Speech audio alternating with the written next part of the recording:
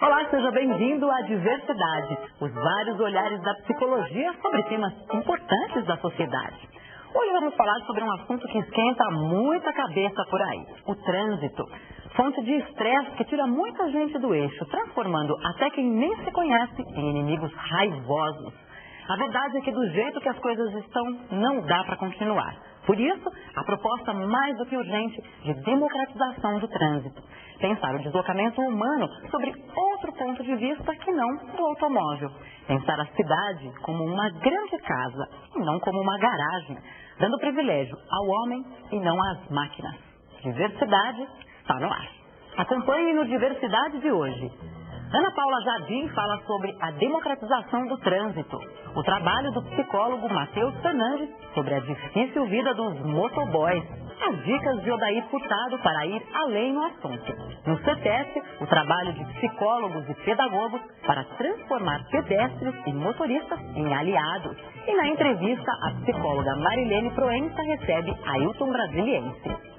Responda rápido, o que fazer com o trânsito dessa cidade? Muita gente irresponsável, sem pensar no próximo. Olha, da situação que está, não tem de jeito nenhum. A mulher sai com o carro, o marido sai com o outro. Se tivesse ônibus bom, o metrô funcionasse bem. A solução pode ser penalidade mais rígida. Se você for um lugar perto, as meninas de carro, ir a pé. Todo mundo compra carro, hoje o carro tá mais fácil para comprar do que tudo. E é muita gente, pessoa despreparada para estar no trânsito aí que tá rodando. A facilidade que o governo deu para qualquer um hoje ter um automóvel, isso também já complica um pouco. A culpa é de quem? Das autoridades. A culpa vai de cada um. Porque assim como tem gente que fala que é politicamente correto no trânsito, mas na verdade não respeita o pedestre. A culpa é sua? Sim, porque você vê uma coisa, eu vou trabalhar, eu sou no carro. Poderia dar uma carona para alguém e já facilitar. De nós mesmos, que não lutamos pelos nossos direitos. Se nós cobrássemos os prefeitos, senadores... Tudo realmente tem uma parcela de culpa dos governantes, né? Porque na mão deles está a solução de tudo, de como planejar um trânsito melhor. Ter culpa tem, mas acho que é mais da sociedade mesmo. A culpa é do governo que não estabiliza mais o sistema de transporte e também não dá apoio para os motoristas largarem o carro em casa. Do povo que vota errado. A culpa é só do político pelo trânsito? É sim. A culpa é dos motoristas também. Não há quem não sofra com o trânsito das grandes cidades. Mas será que não está na hora de olhar para esse problema de outra maneira? Democratização do trânsito. Quem fala sobre isso é a psicóloga Ana Paula Jardim. Ana Paula é psicóloga com aprimoramento em psicologia do trânsito. É membro das comissões de ética e de orientação e fiscalização do Conselho Regional de Psicologia da 6ª Região. Democratização do trânsito, né? Como que esse movimento surgiu, né? É um movimento nacional para a democratização do trânsito. Ele surgiu a partir da união de algumas entidades que trabalham com a questão do trânsito, né? A primeira reunião que nós tivemos foi em abril e o contexto para que esse grupo se reunisse foi, entre outras coisas, né, a falta de política pública no nosso país pelo Sistema Nacional de Trânsito relacionada ao trânsito e à mobilidade humana. Acho que é importante que hoje todos nós pensemos que somos responsáveis por este trânsito que aí está, né? Nós não temos políticas que pensem a questão do cidadão, né? Afinal de contas, o trânsito seguro é uma questão que inclusive está no Código Brasileiro de Trânsito, né? No artigo 2º, inciso 2º, como um direito do cidadão, como nós temos todos os outros direitos, que é o direito à educação, o direito à saúde. E a questão do trânsito também é um direito da população brasileira. Nós precisamos que a política pensada de educação contemple a questão do trânsito, da mobilidade, desde lá da criança, jovem, enfim, até o idoso, no sentido de fazerem serem participantes desse processo, de compreenderem esse processo como cidadãos brasileiros. Então nós temos, entre outras coisas aí, do movimento nacional de trânsito, a necessidade de que o Sistema Nacional de Trânsito pense políticas de trânsito e mobilidade humana, né, de uma forma diferenciada, porque até hoje é privilegiado a questão do veículo, a questão das vias terrestres, enfim. E aí a população, o direito da população, a forma como a população vai se deslocar, a maneira como ela quer se deslocar, isso não é pensado, isso não é problematizado, né? Nós temos, né, o movimento criou aí um documento, ele tem os princípios norteadores, né, alguns deles aqui eu citei, então nós propomos algumas questões também, e esse documento ele está disponível. Eu acho que seria importantíssimo a possibilidade que vocês pudessem acessar. Ele está na página do POL, que é o www.pol.org.br.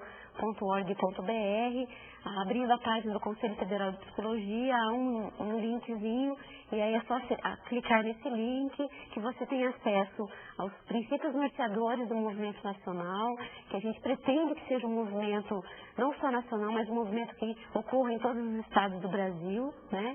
E você poderá estar se apropriando desses princípios norteadores, você poderá estar se apropriando dos princípios desse movimento e gostaríamos que você pudesse estar participando conosco, pudesse estar se inscrevendo, pudesse estar fazendo parte desse movimento. Quer dizer, o movimento é aberto, não é um movimento fechado, né? Ele justamente tem essa característica de se pretender ser aberto à população e às instituições ou entidades relacionadas ao trânsito que queiram participar. A violência do trânsito faz com que muitos motoristas elejam classes de inimigos e sobram reações viradas contra os motoristas de ônibus, os de táxi e principalmente os motoboys. Enquanto os outros motoristas despejam suas reclamações sobre esses trabalhadores do asfalto, as empresas que os contratam despejam serviços para serem cumpridos em prazos inconcebíveis. Isso sem falar em vários outros desrespeitos trabalhistas. Uma vida difícil sobre a qual o psicólogo Matheus Fernandes deitou seu olhar.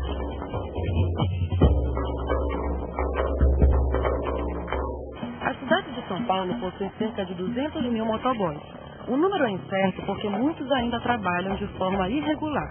Agora, o que todo mundo já sabe é que os paulistanos não vivem mais sem esse tipo de serviço. Mesmo assim, a disputa entre motoboys e demais motoristas pelas ruas da cidade continua cada vez mais acirrada. A sociedade ela tem um reconhecimento utilitário da categoria. Ela reconhece o valor de uso do motoboy. Ela quer que ele entregue as coisas no prazo e com a maior rapidez possível.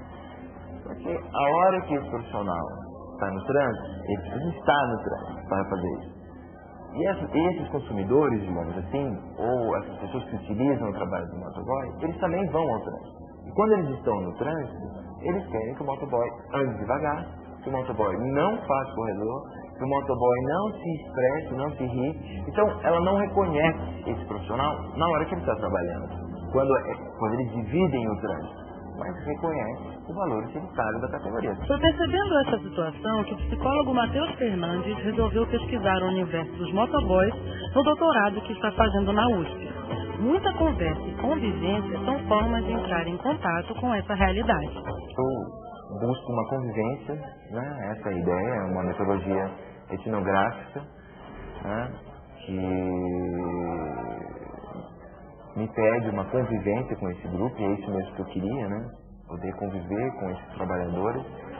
E a partir dessa convivência, eu estruturo um diário de campo, né? Eu sempre volto para casa depois dos encontros, e esses encontros não necessariamente são aqui só de sábado, né? Às vezes a gente se encontra na rua, às vezes as pessoas me procuram, me ligam, né? As pessoas do grupo, e eu relato tudo isso no diário de campo. E esse diário de campo vai servir depois para estar escrevendo a dissertação. Foi buscando autonomia e reconhecimento que alguns motoboys resolveram partir para a formação de uma associação. O primeiro passo foi o site Canal Motoboy, onde os motoqueiros enviam fotos do celular para a internet, mostrando um pouco da profissão e de suas vidas.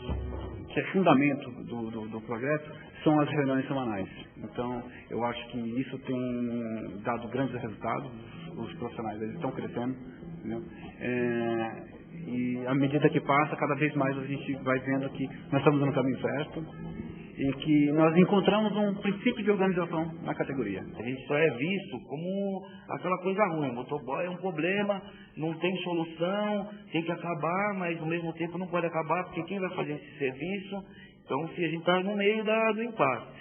Então, enquanto a gente não tiver uma regulamentação, uma organização, a gente vai ser mal visto e mal representado. A aprendizagem política, né? Criar um espaço público, criar um espaço em palavra, se expor dentro desse espaço, né? E aceitar também, aprender a conviver com o diferente, né? Aqui, e obviamente, aprendendo aqui, isso tem reflexos lá no trânsito, tem reflexo na maneira como eles trabalham. Então, acho isso muito interessante, extremamente enriquecedor, mas também não acho que é a solução final. Acho que é uma possibilidade que leva a pensar e a repensar novas possibilidades para a categoria. Imaginação e cidadania também têm o poder de melhorar a relação de motoristas e pedestres no trânsito caótico de São Paulo. É o que a equipe de psicólogos e pedagogos faz no CETESP, o Centro de Treinamento e Educação de Trânsito da CET, Companhia de Engenharia de Tráfego. Diversidade foi lá conferir este outro lado da CET que muitos paulistanos desconhecem.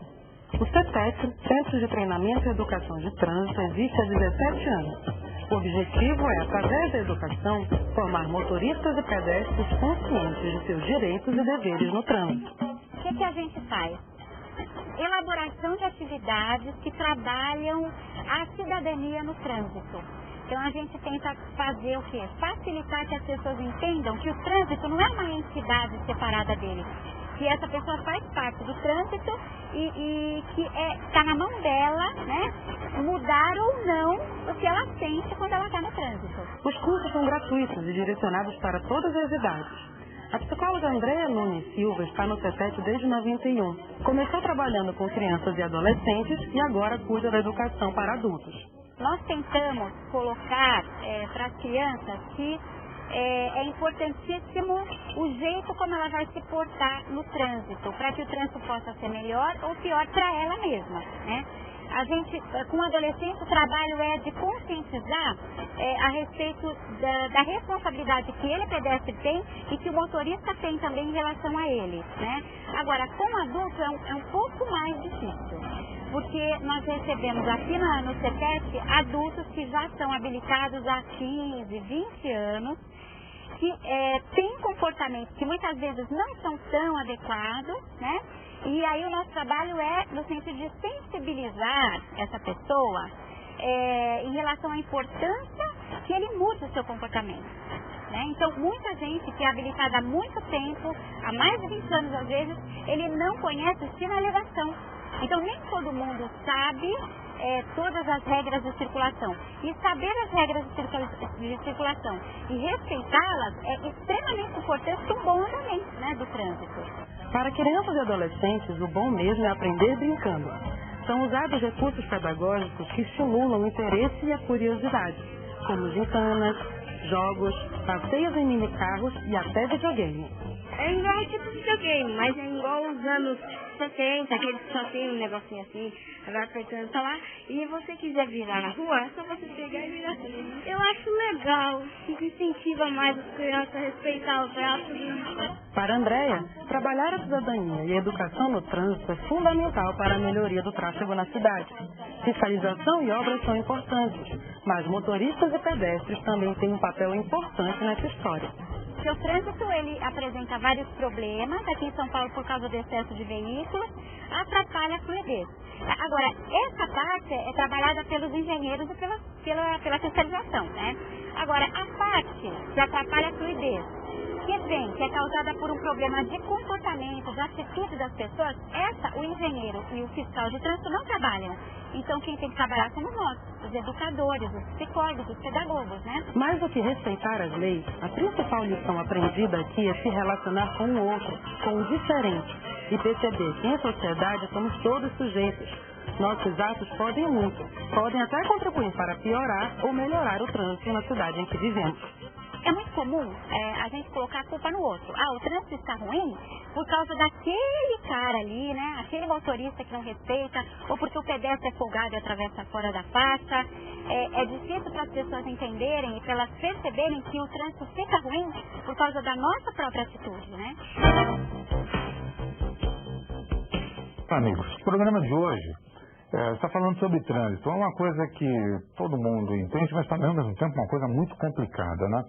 Um dia essa cidade vai parar.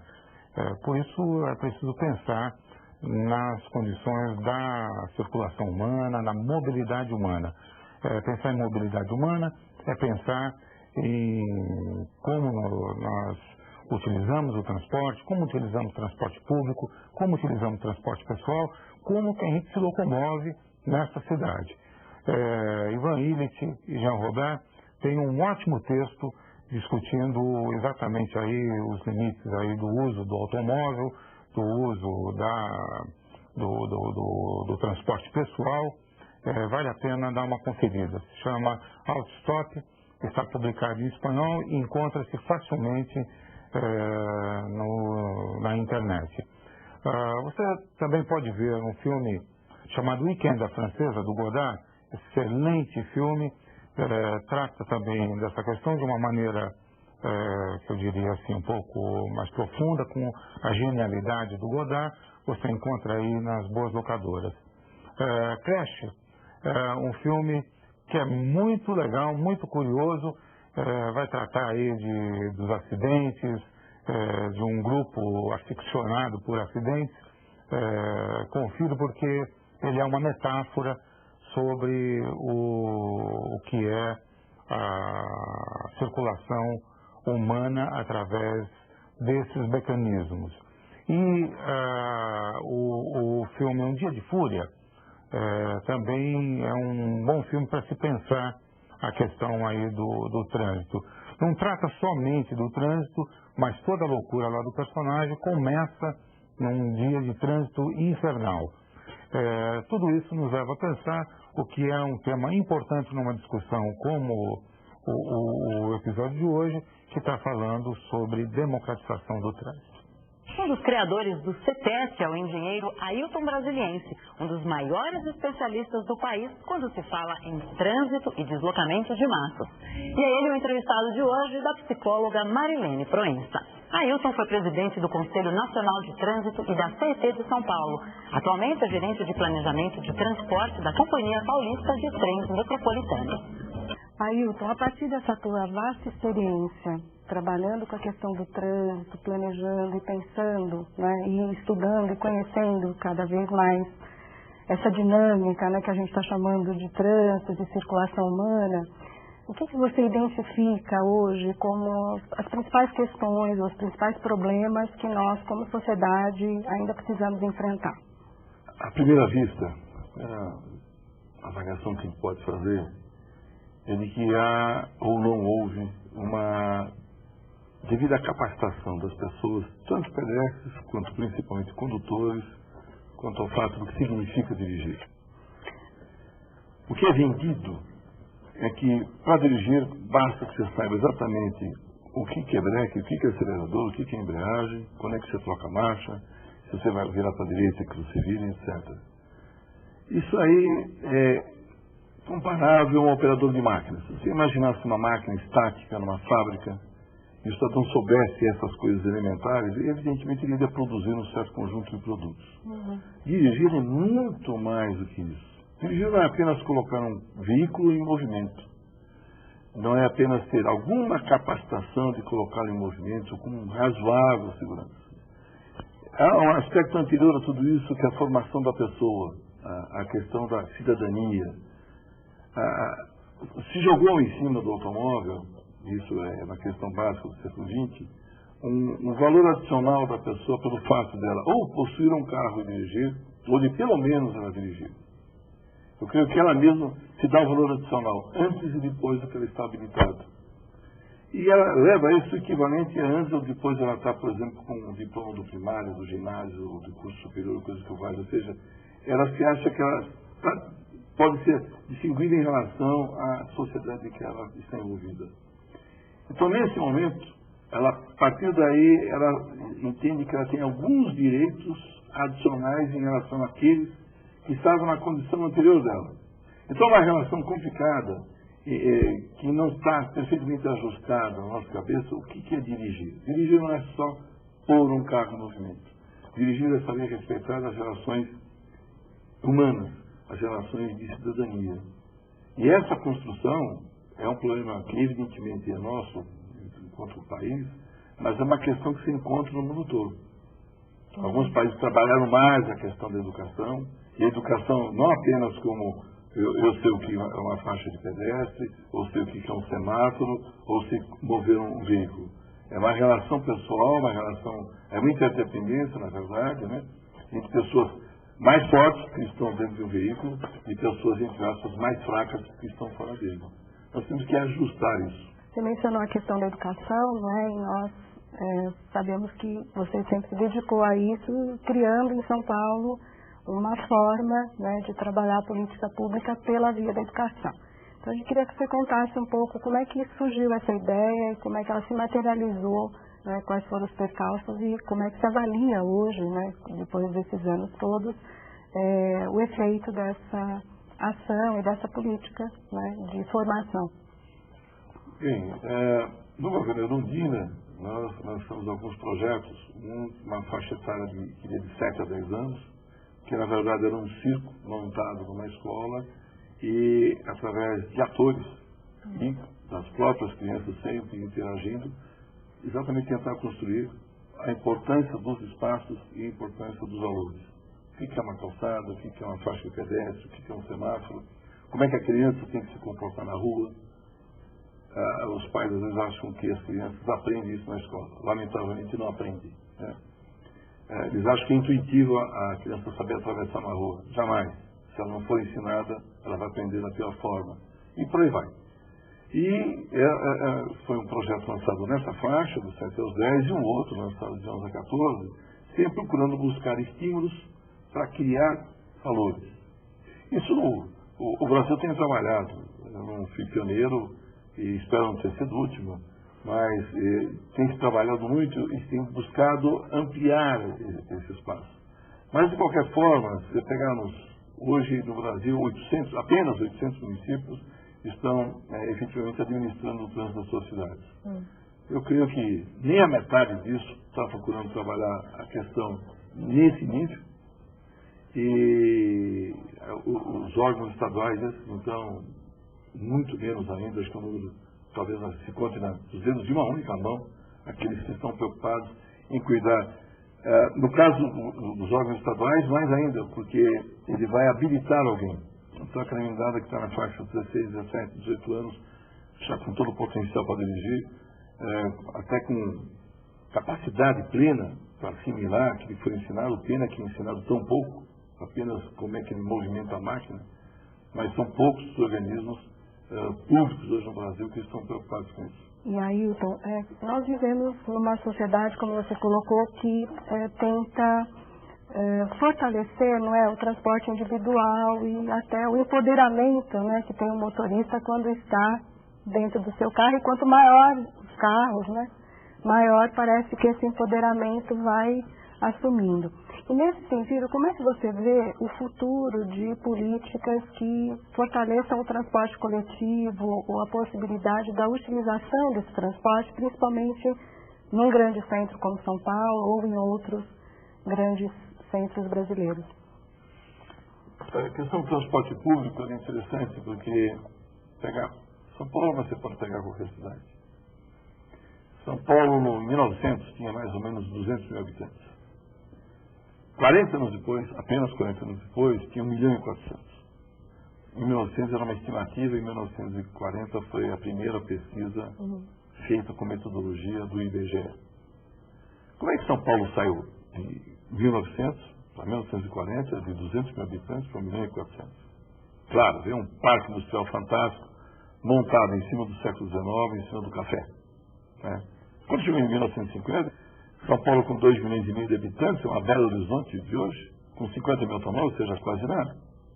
Mas o grosso, 95% das pessoas utilizavam bonde, o trem, e já a partir da década de 30, o ônibus. Com a explosão da indústria automobilística no Brasil, que foi uma opção política discutível, nós tivemos na década de 50, a cidade, em vez de ficar em cima de grandes jaios, em cima de transporte público, ela se espalhou de vez. Você pega as fotos de satélite da cidade ou da região metropolitana, é uma massa só.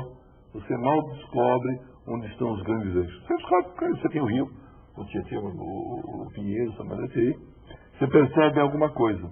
mas ela se espalhou.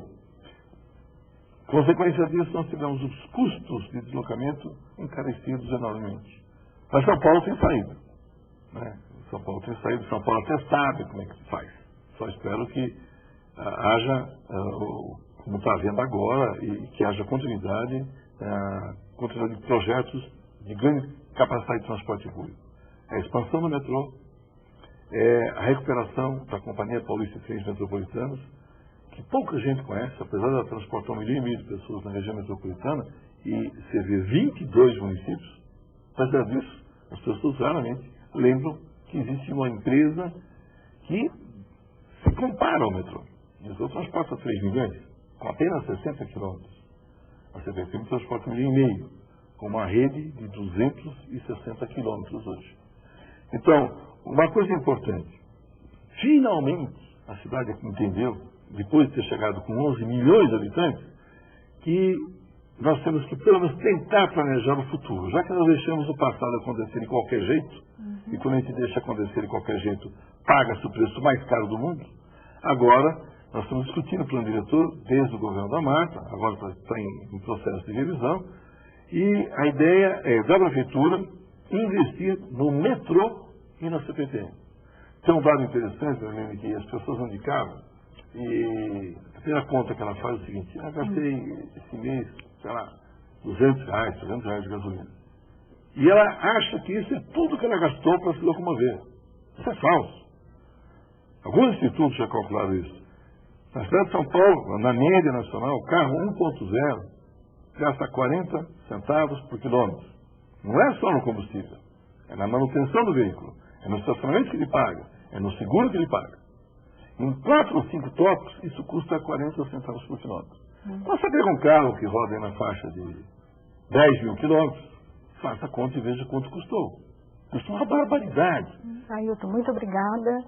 Foi um grande prazer falar com você e eu acredito que nós temos muito a refletir ainda e aprender e a construir com relação a essa temática do trânsito e da circulação humana. É isso, a diversidade fica por aqui. Nos vemos em nosso próximo programa. Até lá.